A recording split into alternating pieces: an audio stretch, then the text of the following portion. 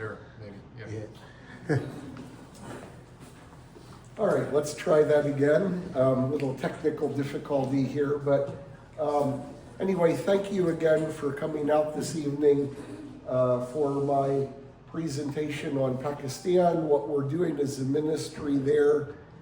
If you can advance this.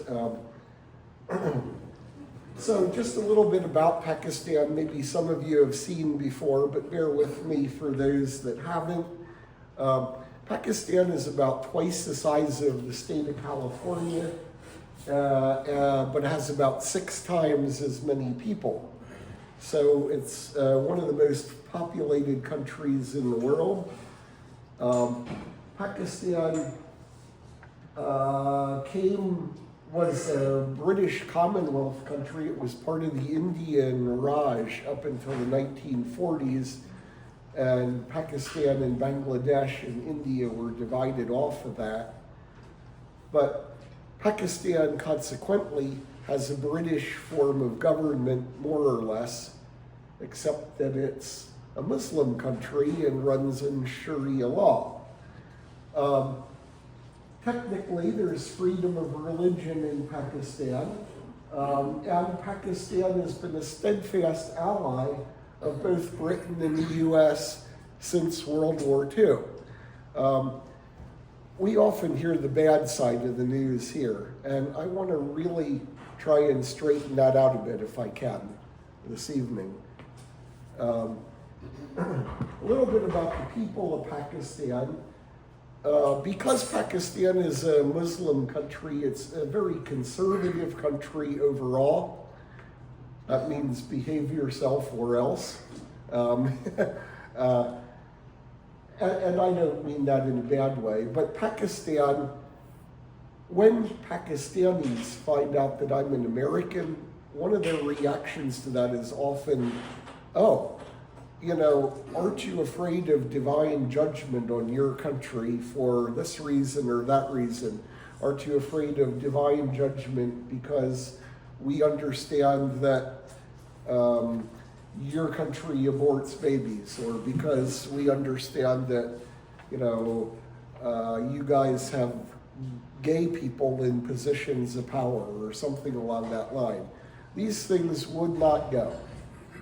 Pakistan is very conservative, but yet at the same time, Pakistan has elected females to the highest office in the land. So they're kind of a conundrum that way. The thing is, Pakistan is one of the poorest countries on earth. 100 million people in Pakistan live on less than $20 a month, US. If you're living on less than $20 a month, there isn't wiggle room. In fact, you talk to people in those families and some of them will tell you things like, well, Wednesdays aren't my turn to eat, you know, or I didn't have an egg when I was a kid. I didn't have an egg till I was 10, or something along that line. Virtually none of the bottom 40%, that is these poor people, receive vaccines. And I'll get into that in a bit. There's a multitude of reasons for that. But as a result, child mortality is very high. And sometimes hits 30% when communicable diseases roll through. So that's a problem. Wealthy landholders own much of the production, and they own a lot of the people too. Slavery is still legal. Sharia law does not protect Christians or non-Muslims from slavery. So welcome to Pakistan. Actually, this one is a video, if you can kind of point on that, and let me show you how to do that actually. Yeah, there's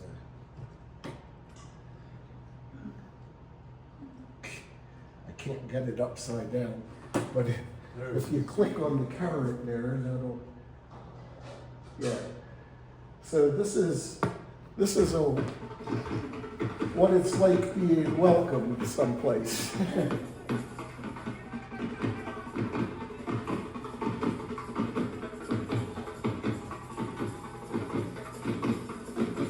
So the paper over the head it's actually money.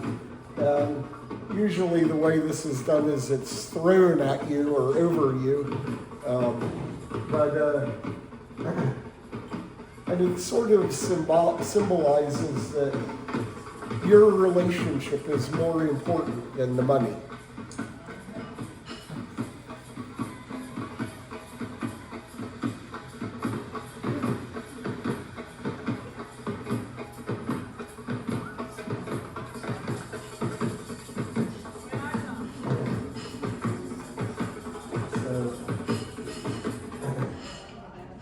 All right, so yeah, you can see my guard is here, right? We don't always need bodyguards, but at the time that we were there, there was a radical guy there you might have seen in the news. Pakistan a government of Pakistan had officially agreed with the US government on a settlement in Israel. And this provoked an uprising among people that believe that it's time to end the Israel thing once and for all and just take Israel off the face of the earth. So the other welcome ceremony is kind of more traditional or standard, whatever, just flowers and but the point is Pakistan is a 5,000-year-old culture, and hospitality is vitally important. In the old days, you traveled across the high desert or wherever it was you were going, and you relied on the hospitality of strangers. Your survival depended on it. And Pakistan is still very much that way. In fact, I've been a lot of places, and I would say that Pakistan is probably one of the friendliest places I've ever been. So, I'll go again. Yep. So, I'd like to present Pakistan as beautiful people and beautiful culture, not what you hear on the news. And if you've been a school teacher, how'd you like that for a morning welcome? That's Rachel. I'll talk a little bit about her later. But anyway, I find that as an adult that's willing to give kids attention, time, and lessons, I'm adored. It's not just, not even, it's beyond just respect. So the bottom picture here is kind of an interesting story. I ask these kids, so what do you do? What do you do for fun? You come through a situation where a lot of you've been enslaved, you don't have a ball, you don't have a place to play. What do you do for fun? And I found this out. Even though so many of these kids and their parents are illiterate, they know their Bible. They know it inside and out. They've memorized it. And they play a game. And one of the games they play is called the Bible game, and it goes like this. I'm going to start with my favorite verse, and I'm going to begin reciting, and then I'm going to add random stuff in until you catch me and tell me, wait a minute, that's not in the Bible, right? The other thing is just hymn sings. Sit and sing. And so that's what we're doing. The second picture on the bottom actually is from my last night there. It's called the farewell game. And it goes kind of like this. So that you don't forget each other. Let's say that Eric and I have visited each other and now it's time to leave. So that we don't forget each other, I'm going to do my best impression of Eric, and then he's going to do his best impression of me. Right?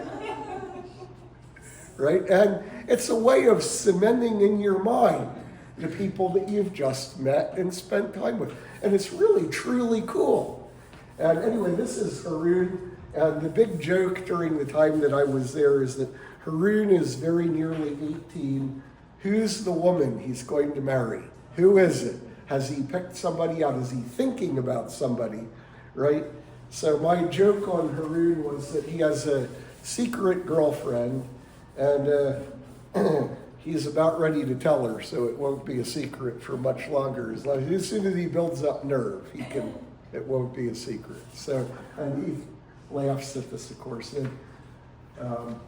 And Ludo is kind of the Pakistani version of Parcheesi, so just a good time. So,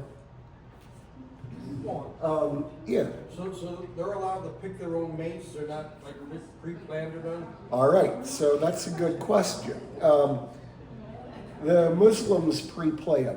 A lot of their marriages are pre-planned. Women don't get a lot of choice. The Christians are not like that. So if this were, so you wouldn't see what I'm showing you in a Muslim setting.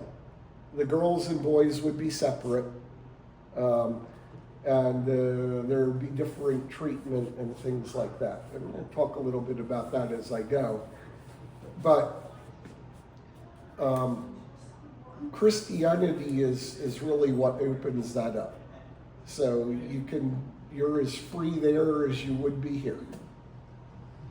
So, and actually speaking of that, these two, Chand and Hira, were in slavery a year ago. They were some of the earlier released out that we set free. Thank you for your support. We actually freed these guys. And part of being free is now you're free to get married too. And Hira is 19, Chand is I think 22. And she has become one of our school teachers. So I put this in though, just to point out a couple of things here again. The culture is a beautiful culture, and it's an ancient and old and traditional culture. And, I ask about the wedding and why so much expense, and it's because it is the best day of your life. And I think that, we used to maybe think that in the West, I'm not sure, but it seems to be something that we maybe have lost here. I don't know. And the reason I put it the way I put it is like this. If you read the end of your Bible, our trip to heaven is going to be a wedding. That's how it's described. It's like the joy of the best day of your life. So, by the way, this is public transportation, depending where you are. So we rode a donkey cart into Toba Tek Singh for the night market here. A couple of things about this. So from the end of March till about the beginning of November, it's about 100 degrees out during the day, or hotter yet. So a lot of shopping is done at nighttime to avoid the heat. We do not live in the donkey cart culture, and we are missing out, I want to tell you. So when I had no idea how this worked until I got to Pakistan, but donkeys can walk by one another in the street, and they're intermixed with traffic. I mean, we're on the highway here, right? And cars and camel carts and all kinds of things. Motorcycles are coming down that road. And everything is smooth until the donkey meets another donkey that it knows. And the two of them have to stop and hee-haw and hold up traffic, and they will for 15 minutes. And let me tell you, the more irritated you get with the donkey, the more stubborn the donkey's going to get. And the longer that conversation got, it's kind of like your mom when you were a kid and you're ready, Yeah. Is that taxi meter? Yeah. Well, I'll tell you what about that. you're sort of sitting behind us in your car thinking, any minute now I could go 50 miles an hour as soon as I could get free of this, But anyway, that's the donkey story. I did want to talk a little bit more on Christianity and Islam too. Look, we're not in competition with Islam. That's not the point of our ministry. We're not there to provoke Islam or be superior to Islam or any of those sorts of things. Actually, we rely on Muslim people as we need to because they're the majority of the population of the country. Imagine coming to the United States and trying to work here and not deal with people that speak English at all, ever. Well, how would you do it? That would be about what it would be like trying to negotiate Pakistan and avoid Islam. And I want to be really also clear about this. We are trying to have wonderful relationships with our Muslim friends there. And the first guy here, if you were here before, you've heard this story, but bear with it because it's kind of a cool story. Hasib was an 11-year-old mechanic that we met when our brake line blew on our car. And we pulled in to get the brake fixed, and this kid said, well, I can do that. You blew a brake line. I see the problem right. And I'm thinking in the back of my mind, we're about to get on the highway.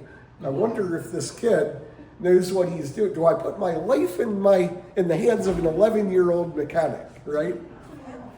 And he went under the car, actually, without even jacking it off the ground because he was small enough to get under there, bend this brake line into place. And if you've ever done a brake line, you know that is not an easy job to do. And anyway, bent it into place, flared it, welded it in there, and then came out and said, well, I think I got it done right. I think that I bled it out well.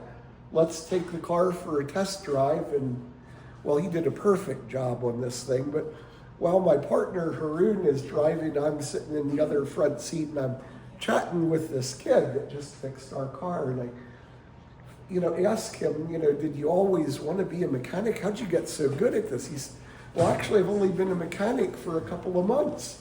I said, really? He said, yeah. He said, I always wanted to be an engineer. And I loved school, and I was good at school. And then my dad died, and I had to go to work and help support my family. So I thought that this is as close to becoming an engineer as I'm ever going to get. So I picked mechanic. Well, later, we got back to the shop, and we learned that not only is he a mechanic, he's actually supervises the other 3 boys that are there that are older than he is because he's the smartest of them. Right? So ask the mechanic, the shopkeeper, his name is Raja. I asked Raja, what the boys are paid. And we found out that these guys basically make $36 a month. And so we asked Raja if he cared if we gave him a nice gift. And he said, no, do what you want. So we gave each of the boys in Raja's mechanic shop $75. So 2 months' wages. And Hasib told us, look, I'd really like if you meet my mother. Would you come back here Friday after mosque? We can meet her. So we did. Well, she showed up with like 50 guys from the mosque. And, even if you don't speak Urdu, when people are talking about you, And you can sort of see that, all of these guys are, but Hasib came and he stood tight up against me and held my hand.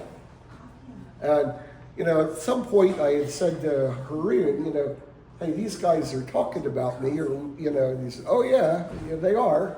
I said, well, should we go? Are we good? He said, oh, it's perfect. Don't worry about it. Well, as soon as we got in the car and went away from there, I said, you got to tell me, what were they saying? And he said this, that, we just came out of mosque. We were asking Allah, we were praying curses down on the Christians. And here's this man who's blessed our boy. And our boy seems to like this man, and he loves our boy. And how do we curse this situation? Why are we doing that? That's how you make an inroad. You know, the young lady in the next two pictures, her name is Mafia. She's a young Muslim woman that we hired to teach. She's our math teacher in our academy.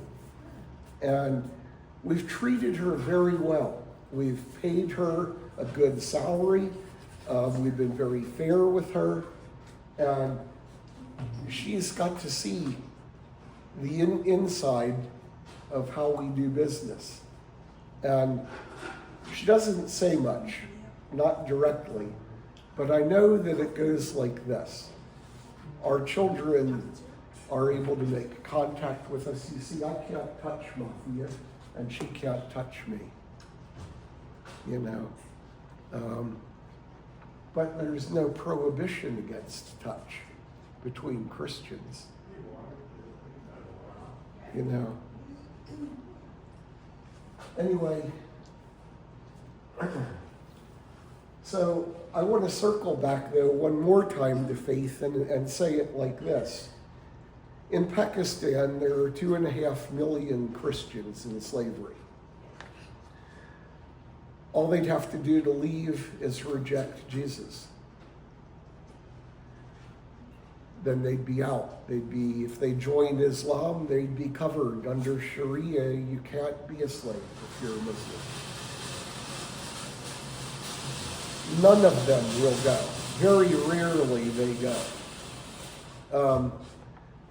Even a 5-year-old can tell you that if I renounce Jesus here before men, Jesus says he'll renounce me before his Father in heaven. I'd rather live my life as a slave. You know, that's tough. I'm a pastor, and I'm telling you, I can't wrap my mind around that. I don't know if I could do this. I don't know. I think what would ruin me is seeing my children grow up in slavery. I don't know how I could do it. But nonetheless, Christianity grows. Even in spite of that, the faith is spreading. And also a word about the cost of living. I had already mentioned that a lot of people live on less than $20 a month. 1,000 rupees is about $3.60 US, $3.60. It's enough to buy 5 meals out on the street that look like that. So you can get decent food for a relatively low price. 60, 70 cent meal. So this is how the village was in the beginning. And I want to talk a little bit about this. So the idea of our mission is to hear the people's stories and actually share them in the West. So the stories of the least will be heard here. And part of the reason that I think that's good for us, too, is perspective. Look, guys, if you ever got out of bed and thought you're having a rotten day in America, let me tell you, your life is a walk in the park in comparison. And, you know, the other thing I want to hit with this is all these kids. Why have so many kids if you don't have any money? Well, here's why. Your kids are your only security. If I get sick, who's going to take care of me? Who's going to feed me? If I get old, if I live to be old, where am I going to go? And the question then becomes, if child mortality is sometimes 25 or 30%, how many kids do I have to have so that I've got to crack at having a few that can help support me? right? So this is becoming a bigger problem, not a smaller problem. In fact, the overpopulation problem, is still ballooning.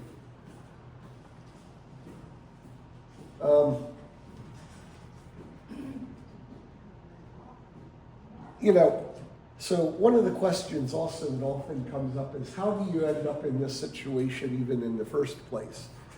Well, here's how. If you have debt, the debt holder can call you into slavery. If you're a slave, your children are slaves. If you die with debt, your children inherit the debt. And consequently, they can be pulled into slavery. Or even if you're still alive and you have children, they can also be pulled into slavery too. But in this situation, you're property. You're not a free person. Your life goes unrecorded. There is no birth certificate issued when you're born. You're property to somebody else. There's no record when you die. Your body is actually owned by them, and you can imagine what that means if you're a woman. So,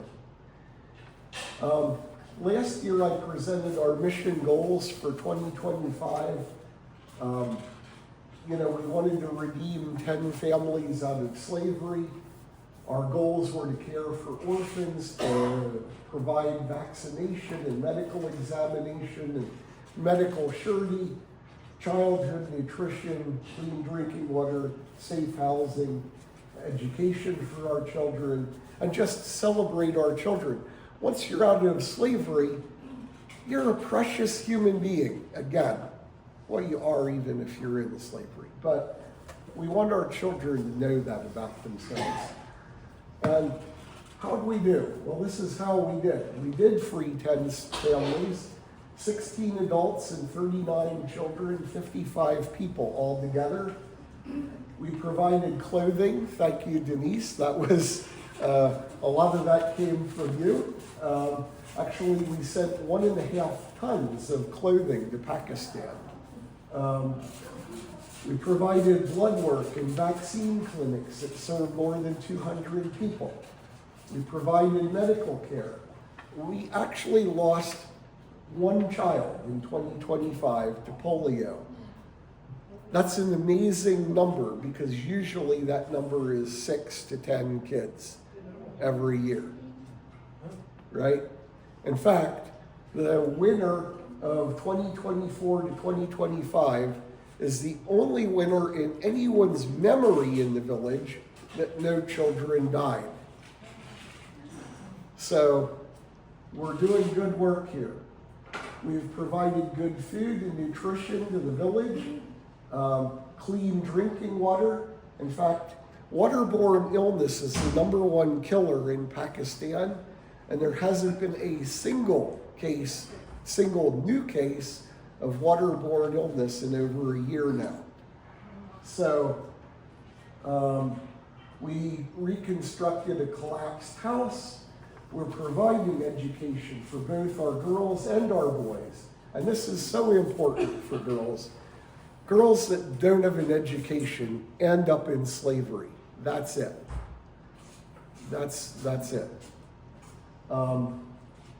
So in the village, our our education reaches about 40 students and about 20 more at our academy in the city. Altogether, with your help, we've raised $50,500 for this effort in 2025. And I think that that's an amazing list of accomplishments for $50,000. Really an amazing list. We couldn't have done it without the support we get at things like this, so yep. This one also has videos that play around, if you can point down to the corner here. These kids are now free from slavery, but I wanted to play these anyway. The other one in the other corner also has one of those. And this is what our kids did. And you can see they start at 5 years old to work as slaves. And, you know, you make 1,000 bricks a day, 10,000 bricks a day if you're working on a team of 8 or 10 people. And you can see on the other side how many there are, right? And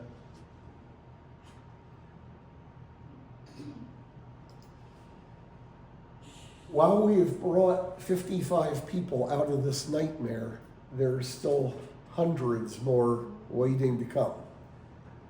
And here's the problem, and here's our dilemma. It's actually more expensive to help these people once we've got them out of care, out of slavery. We've got to provide education and other things too. Otherwise, they're going to slide right back into slavery. Sometimes it's a matter of setting people up in a job that'll make them money. I said one of the things that we fixed is water. Well, we fixed water by actually making that somebody's job to go and get clean water and make sure the village is always well stocked with clean water. And, you know, in so doing, we've given that person good employment. But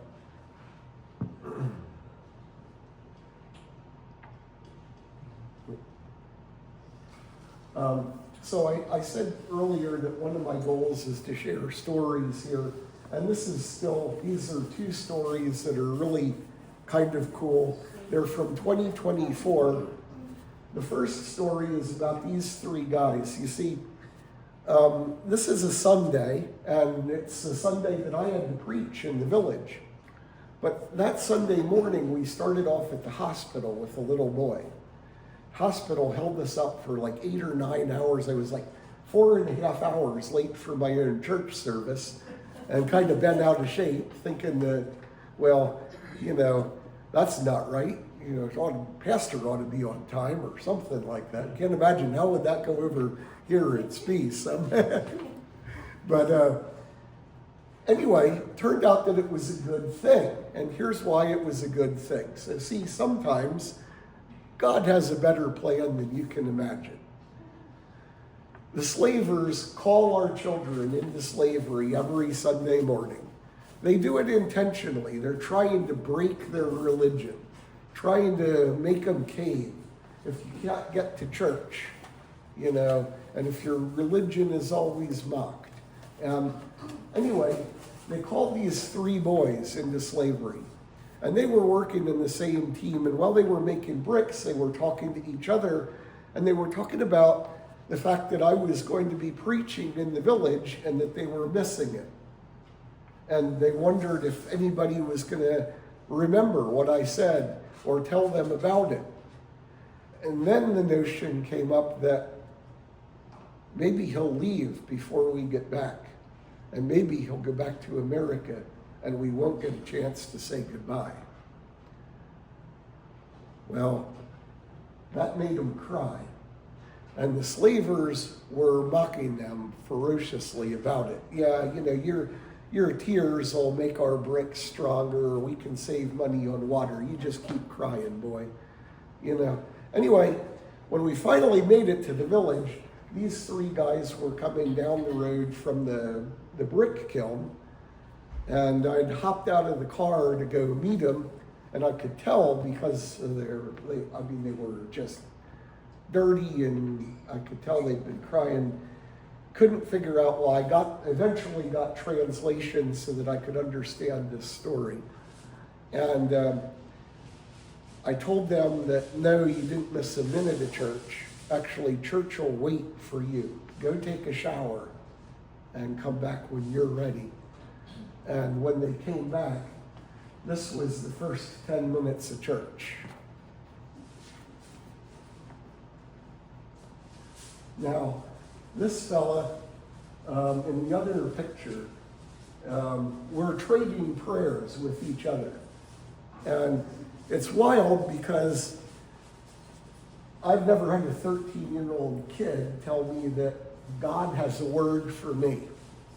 I've been praying for you, and God has a word for you from me. So, and it was really kind of mind-blowing. And, it turns out that he had brought another kid out of slavery earlier who was sick, and we took him out of slavery because we thought the dust from the kiln was what was bothering him.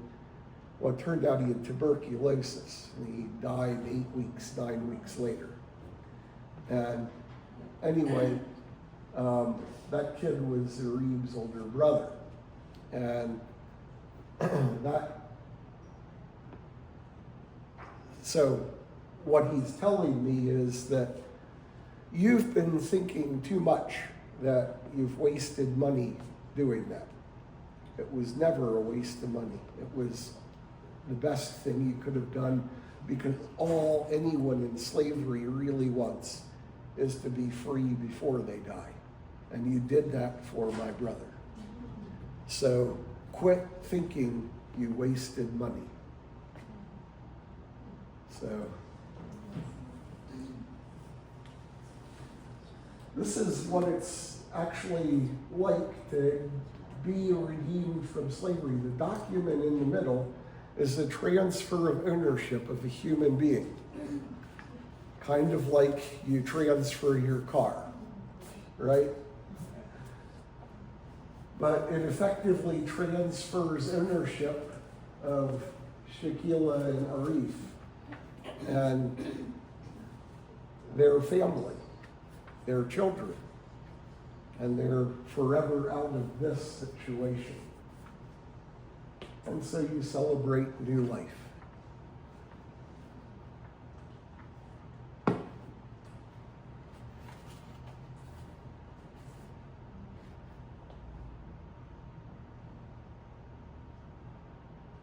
Oh, she's putting that in a mold. Mm-hmm. Is it just clay? Yeah, mud. And it hardens up. You gotta, well, there you go. That's mixing it together. That's hard labor, and it's 120 degrees in the summertime, and you're doing that.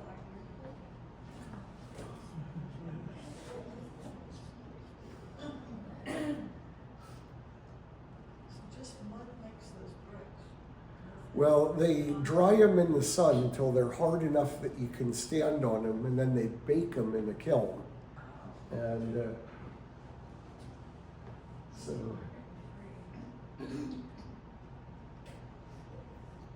And are they mainly used for building houses? yeah. So this And paperwork is. so this is the clerk for the slave owner settling the books. So do they have slave quarters or something? No, they live in the village. They're on their own to provide that. So, But they're still a slave and they're all waiting they go back. oh yeah, yeah. Well, because if they don't, they'll get hunted down and beaten back. I was gonna ask they get abused. Well, they can be. I mean, so, usually it goes like this. All right, fine, you're not going to work, you're not going to eat. Right, and then that money that they're counting out, is that buying somebody's? Yeah, that bought their entire family out. So, and then, anyway, we're going to clean them up and get them ready for a party. So,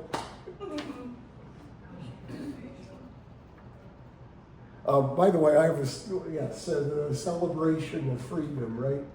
I have a story on haircuts in Pakistan. I got the best haircut I've ever got in my life there.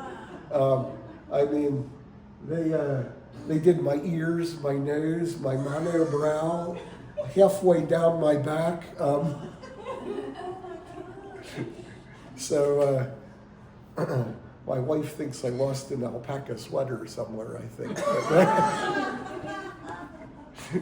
But anyway, haircut was 70 cents. So, All right, we can move on here, but, actually, well, stay where you are, but actually, one of the things that we did for Arif when we got him out of slavery was to get him set up as a rickshaw driver, so he is making money doing that. So, just more of our kids as we bought them out of slavery. You know, this is Arib and Aden and Akil and Absham, as only 7 when we bought him out of slavery, but he was already working in there 2 years. So, now I have a special story on this Absham. See, he's a man after my own heart here. I was trying to persuade Absham last October that, you know, look, when you come out of slavery, you got to go to school. You got to get an education so you don't wind up back in slavery. And Absham is telling me, nope, I already know what I'm going to do. I'm going to be a donkey cart driver. I don't need school. I'm good. And in the back of my mind, I'm thinking, as a 5-year-old kid, as a 6-year-old kid, I was arguing with my mother that I was going to be a garbage man because I don't need any more education, just need to know how to, you know, crush the load or whatever, you know. But, so part of the reason for this is actually Sahil and Absham. They worked the donkey cart for the brick kiln owner. That's how they moved the bricks to the kiln and then away from it. But anyway, Absham's father, in a stroke of genius, did this. Said, you know what? I want to be a vegetable grower and seller, and I need a donkey and a donkey cart to take my stuff to the market. So you got it. You can be a donkey cart driver. So he bought Absham a donkey and a cart. And Absham's first question, of course, for this was, do I get to name the donkey? It's really my donkey, right? And his dad agreed that it was his and he could name it. So he named the donkey Arib after his older brother because it's just as stubborn. So Arib just rolls his eyes at this story. But anyway, after being a donkey cart driver for the last 7 months, Absham is now content to go to school. So he's set his eye on a higher horizon. So anyway, so one of the things that we've tried to do is just instill in these guys that, you know, they are really important people to us.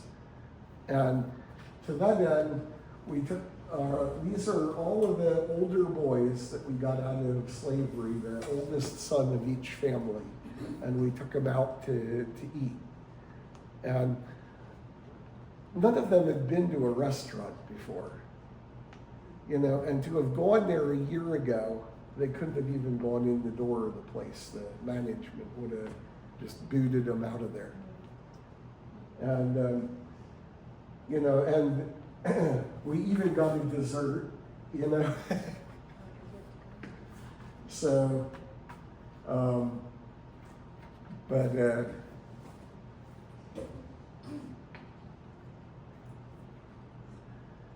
this is our next goal, our next person, the next one that we want to get out of servitude, out of slavery. His name is Sagar.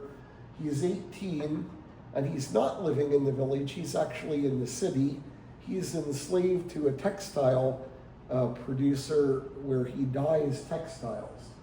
To dye the textile, you stomp it down in the dye, and then you pull it out with your hands. The problem is it's dissolving the skin on his hands and feet, and it's created a lot of pain for him, and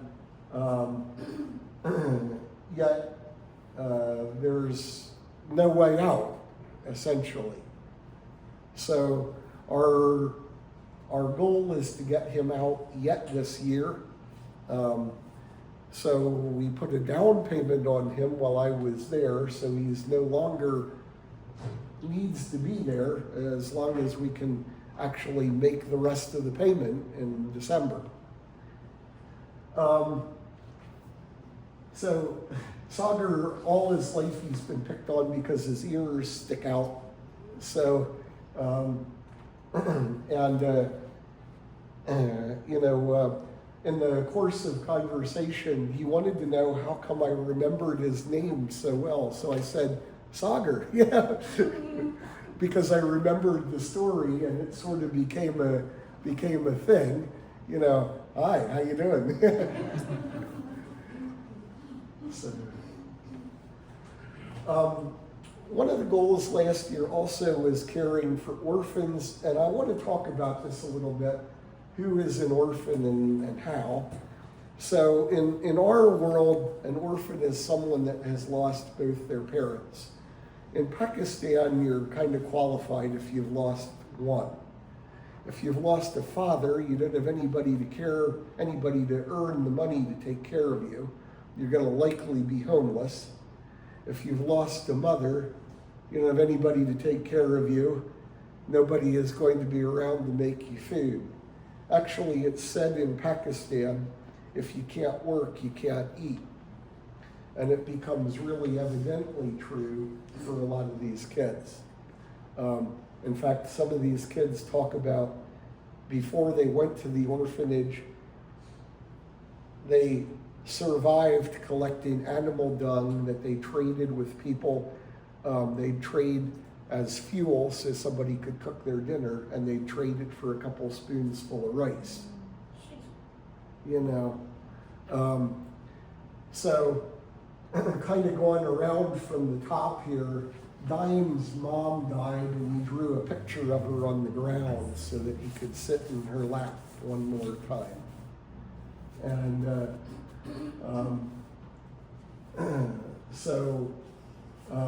orphan school, and that's what's happening here. And a lot of kids end up in the orphanage because they're abandoned because of handicap or other illness. That's kind of the story down here with these guys. And then every once in a while, just a little one gets dropped off. And I asked about he has like zip ties around his wrists. And I wondered about that. And he said that they need to tie him down when he sleeps so he doesn't scratch his eyes and pull his hair. So clothing, by the way, is one of the things that we've been able to deliver to orphanages, to our neighborhood, to our own people. Like I said, we imported a ton and a quarter of clothing. And one of the things that's neat about this, so this guy in last year's round of pictures was naked most of the time. And we eventually told him that he couldn't show up to get candy unless he had pants on. And he went down the street half a block and jacked another kid for a pair of jeans, and then came back and asked for candy. So that wasn't exactly what I had in mind when I told him that. But in any event, the kids now have real clothing. This is, by the way, this guy's first day in clothing and his reaction to it. So, something interesting has kind of come out of this in that our kids now see neighbor kids in the clothing that they wear. And this is kind of neat because most of the kids that we've helped out here are Muslim kids in the neighborhood. Kids that traditionally look down on our kids are now wearing the same clothing our kids are wearing. And so that's been kind of a source of pride for our kids too. So, just support in time of loss. Each of these kids has lost somebody just before I got there. These two, Daim and Sylvia, lost their mother in the end of September. She had a tumor of some sort in her neck or throat. And Shazib's brother was the kid that died of polio in the village. So But, yeah, go ahead. Yeah. So, by the way, vaccines and medical care are one of our top priorities. So this is our vaccine clinic over here. Actually, that one has a clicky on it if you wanted to hit it.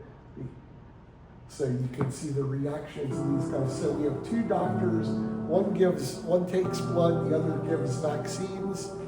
We hired two doctors to come in there all day, and we ran 200 kids through this thing for $400. Blood work and vaccines. So,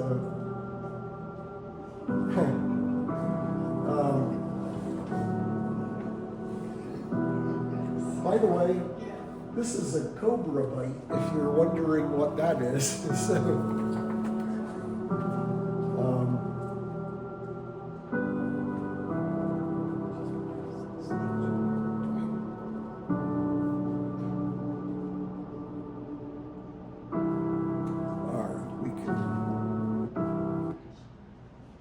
So, spiritual care is actually a big part of what we have to offer. Now look, in the West, we go to the doctor and it doesn't seem like a miracle to us.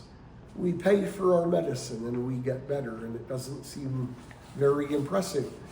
But to these people, this is a miracle. Someone has taken enough time to care. And people were dying. And that stopped. And that's a miracle. You know, and it really truly is in a lot of ways. The story here is a newborn mother had a C-section that got infected and didn't heal correctly. And it's left her bedridden. Doctors are saying that there's not much they can really do. She may need to spend the rest of her life in bed. So if that's the situation, that's pretty horrible and horrendous. So we need a miracle because even the doctors don't know what to do. So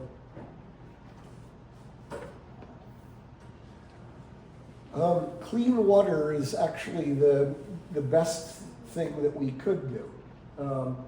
This was a big problem, and this will kill you. We thought at first that the goal was to get one of these things, but till we wired it up, it would have been about $5,500. Instead, we got a bunch of these blue containers like this, and we keep them topped off with fresh water. And the kids now know they can go and drink whenever they want out of that, not that. So no more waterborne illness, no more typhoid, no more cholera.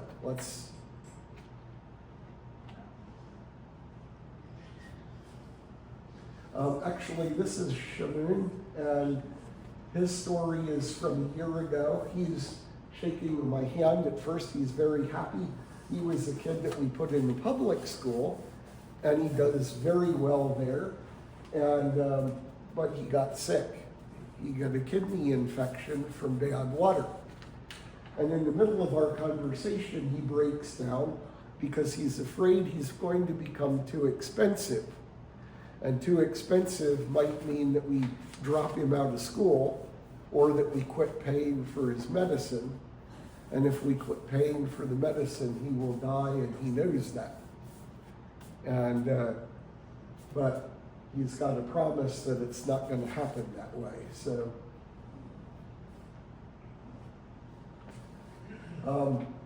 this is Pediasure. We have 3 flavors of it in different canisters that we try and fill these once a week, at least in the winter time, and not quite as often in the summer, but the idea is to boost nutrition. You know, if your body's healthy in the first place, you can beat a lot of illness. So, and that brings me to Akeem, who, if you were here a year ago, may recall when I met Akeem was a 14-pound 3-year-old that had strep throat and quit eating. He's the kid that held us up at the hospital Sunday morning for 8 hours, where we learned that we didn't get there any time too soon, that the doctor said that surely he'd have been dead within a week or 10 days tops. And all for want of an antibiotic. $7 in medical treatment. So, anyway, Akeem began to eat again, packed on pounds. Everyone told me Akeem can't wait to talk to me, and that he's been talking and talking and talking, and I got there and he like froze up. So, but Akeem understands that he was a miracle. And when I say miracle, I mean like this. Everyone had written him off for dead. Akeem's older brother, Akil, who was 15 at the time, was the main breadwinner in his family. Their father is gone. And Akil tried to do everything he could, but ran out of money and was eventually told, take your brother home to die, don't come back unless you can afford the bill. And my first conversation with Akil was, and the day I dig his grave, I'm going to crawl in there with him and die too. Well, that hasn't happened, and Akeem not only survived, he survived the winter, he's doing well, and eventually I've got to go back to America, and he still can't talk to me, but so,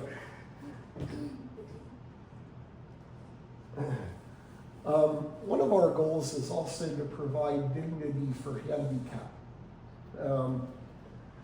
Naharish and Nehal and Naharish are twin sisters.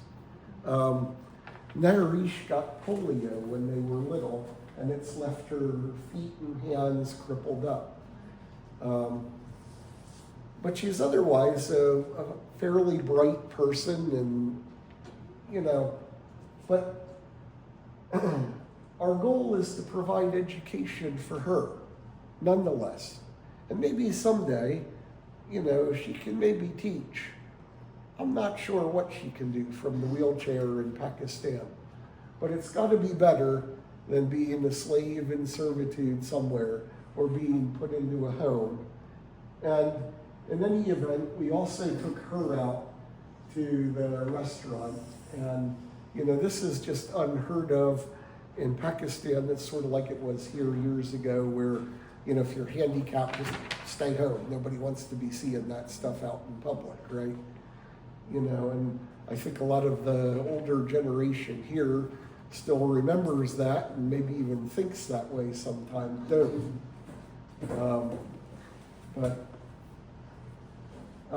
This is another Shaboon. This guy who works in the brick kiln also, he had a brick cart that fell on his leg and broke the lower part of his leg, fibula and tibula. And rather than get it reset, it was cheaper to amputate. So they amputated a 10-year-old boy, which makes him a relatively worthless person by their standard. And so that just can't be the end of that story. We want to get this kid education and, back on the right track. So I want to talk a little bit about food.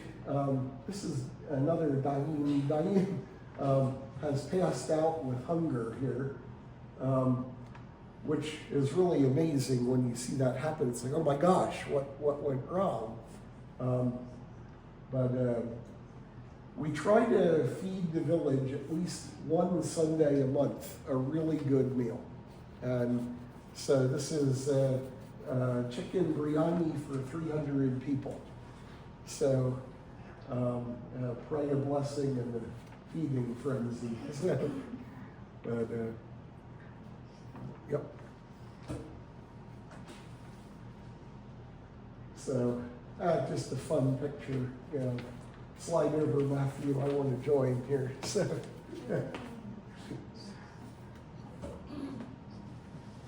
And then school lunches and holiday food. Every excuse to feed our kids is a good excuse, right? Now, a word about the picture on the end. To be fed off of somebody else's spoon is real love and respect, right? It's like, I give you life, you know? And the kids have started to do this when I show up. So,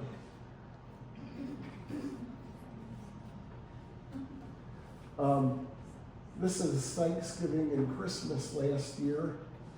Thanksgiving in our academy in the city, and Christmas in the village. So, I've got a question. yeah. Is it tradition for like Muslims to eat the ground? They always eat on brush? They sit in the ground and eat? Is that? Well, our kids sit on the ground to eat because they don't have furniture. So, and so many of them have grown up that way, they don't find a need for it as an adult. And actually, you can go to public restaurants where everybody, usually they don't sit on the ground, they have like a platform that you sit on, but you're basically sitting on an elevated floor and you eat on the floor. And I do that when I'm there. I'm sitting on the ground with them and eating, and you know. Now, one thing I can't do any longer is sit on my ankles. I think if I did that for half an hour, I'd need to get a wheelchair myself, probably. But it's not a, yeah. What is winter like? Do they have winter? You know, they have winter. It freezes overnight in the winter time sometimes, but daytime temperatures run in the 60s or even 70s usually. That's as low as it goes. Yeah, yeah. So like in the beginning of January, it'll freeze overnight, but daytime temperature might be 60. So it's, yep. Did you have to get shots? Oh yeah, yeah.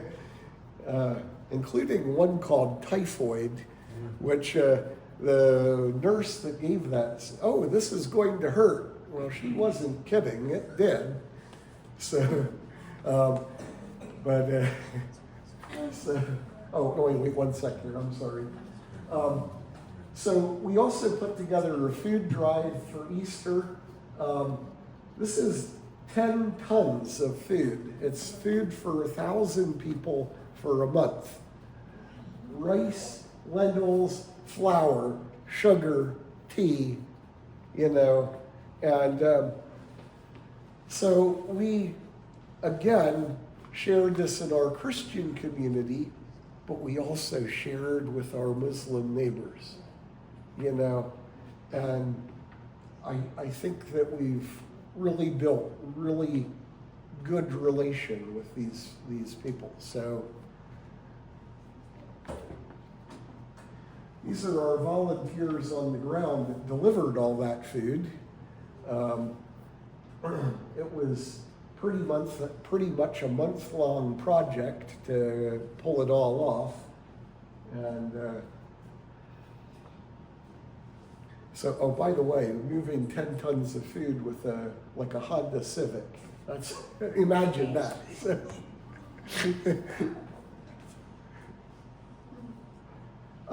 I wanted to also talk about housing for a little bit. This is Aslam. He's kind of the village senior, and I hate to say I've got years on him too, but he lives about as well as it gets in the village, a brick hut that's about 15 by 20 feet. This is a little bit more like it, a brick hut that's 12 by 12 and home to 6 people. That's how you're living. And by the way, here's your shower. One of our goals is private bathing and private toilets. So this is a private toilet that we've constructed. And that gets you away from, so it's a dangerous thing, especially if you're a woman, to be digging a hole out in the field somewhere and be out there by yourself and vulnerable, you know. But so in the summer of 2023, Martha's home collapsed. She was living in a mud hut, and the monsoon came, and mud and rain didn't get along too well together. The mud jellied and the hut collapsed. And this is a dangerous situation when this happens. It kills people, including her husband at the time. And it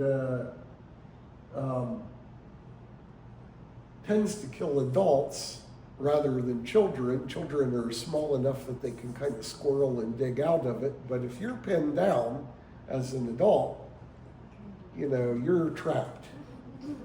So, but we rebuilt Martha's place as a brick house, and the whole village helped to do, as you can plainly see. So, and this is what we built, a kind of 12 by 12 standard hut, and now there are 8 people that live in there. So Now, do they put mortar between that brick, their clay, or? there's no, not between every layer. What they do is they stack them and then they mortar them from the inside and outside vertically.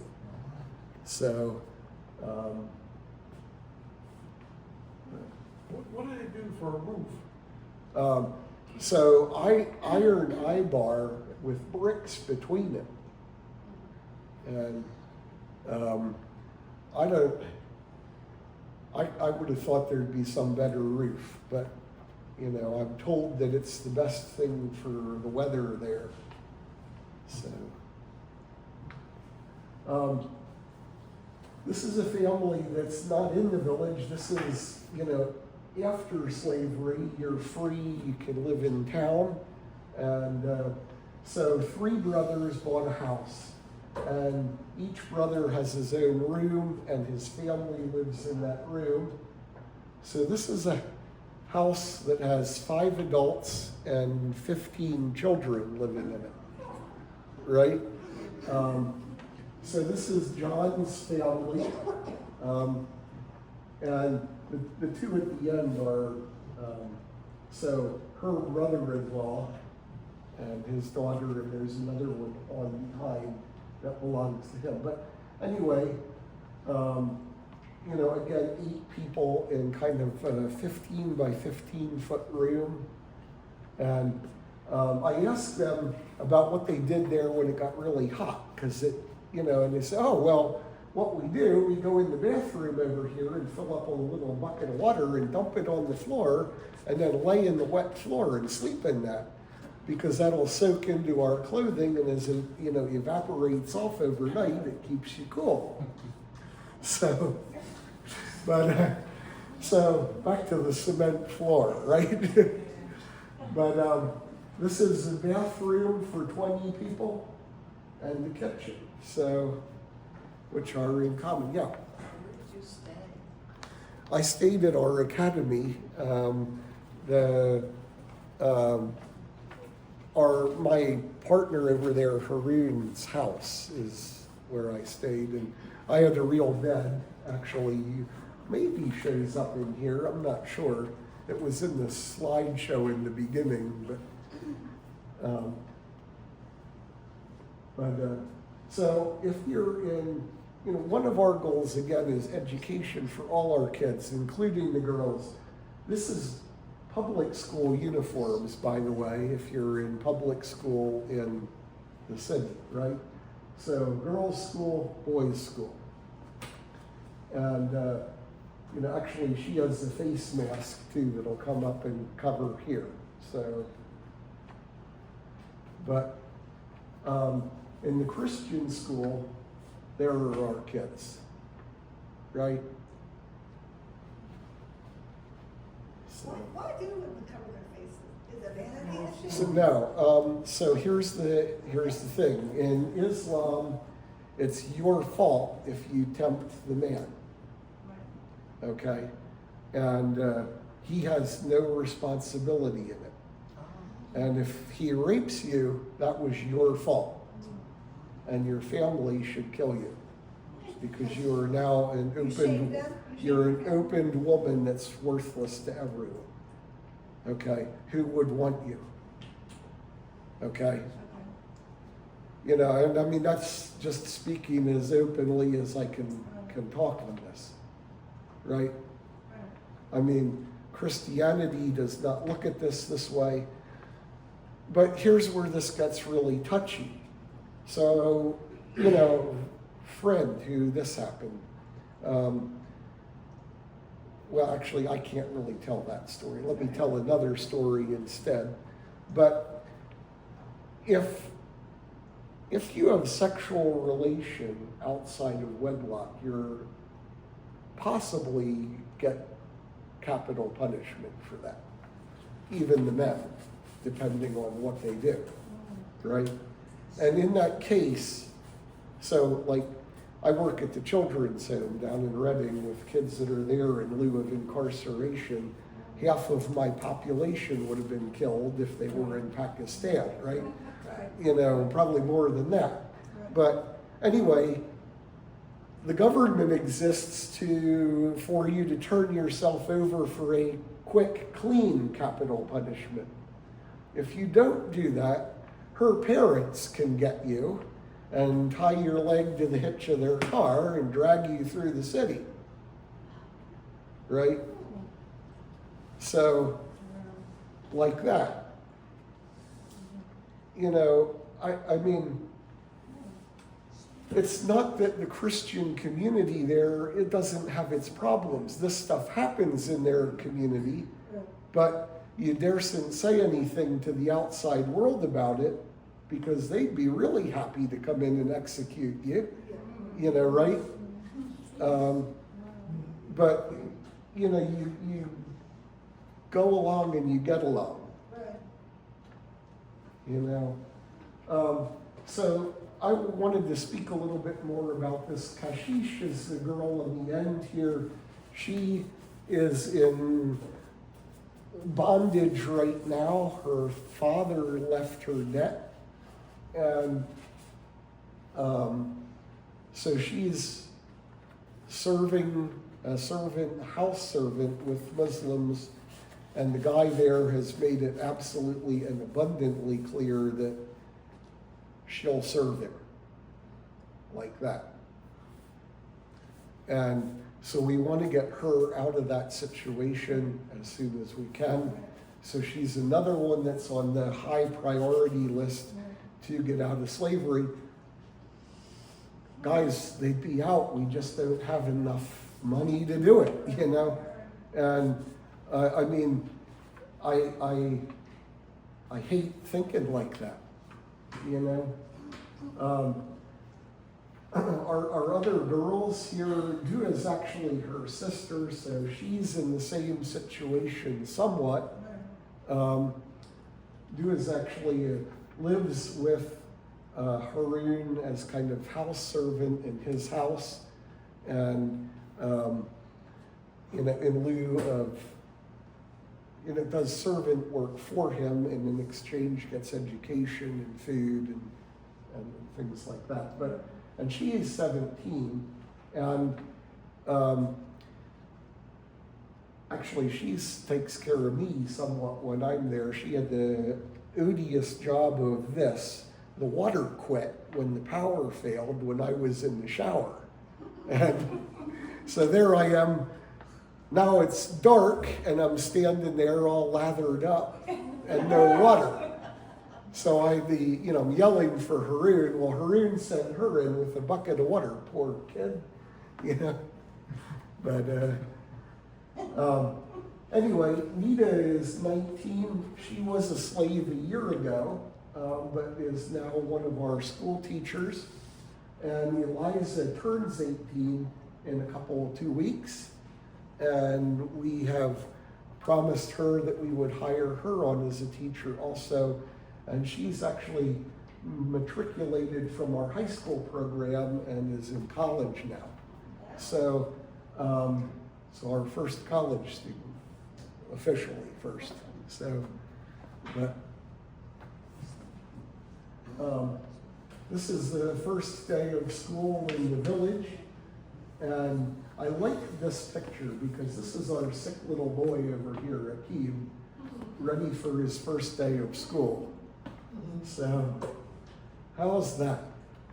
Something that a year ago no one could have imagined. And our students, they do their very best. I'm admiring Aftab's work here. His drawings of fish and dolphins and other things to learn English are just amazing. But, and then, when I'm in town, everyone wants to recite their Bible verses to me in English. So we're making progress. And why not make it a little fun at the same time? So we got the guys soccer balls and cricket sticks, and they cleared a dump. You can sort of see the garbage in the background to make a sports field. And so, and now this is me as a remedial math student. So, our classroom's also very basic, sit on the floor or on the carpet and take notes, right? So, this is last year's American style pizza party. It's American style because everybody has a red cup of Coke, so, or at least the closest thing that we could get to it.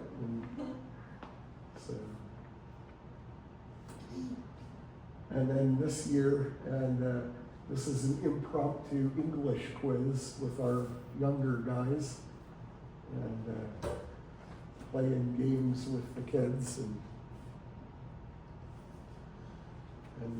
and also provide education for orphan kids. And again, our organization is about celebrating our kids all around. And to that end, we have birthday parties. Now here's the thing, a lot of these kids were born in slavery. They don't know when their birthday is. So we've kind of created one that we think, and they usually come in pairs, that's why the brother's birthday, we know they were born in November sometime, so, Anyway, we need your help to keep going. That's why we do these shows. And, it basically costs about $35 a month rather, to educate kids, till we buy supplies and food and stuff like that. And this is them, by the way, seeing this presentation on them. So they've seen it, and so we show them what we've showed you. But anyway, the hardest part of this job is actually finding places to speak and to deliver evenings like this. Here's the score. 45 churches have been asked and begged and prodded. 3 have let us do, including Speaks. That's it. We spend so much time and money trying to raise money. We could do half that work again if we could find an easier way to do. So it's not so much a beg and plea for money, but also, look, if you know places that we can go and present or help us get a foot in the door somewhere, these things are all helpful. We're looking for pen pals for our kids to practice English. That's another way people could maybe help. You have granddaughter. I got plenty of boys here. I need girls. That's what I need. So if you have granddaughters, somebody that would be interested to do. Anyway, thank you for giving me a lot of attention tonight with this. We've made a lot of progress, and it's been a blessing to be able to serve like this. Thank you for helping make that possible. So.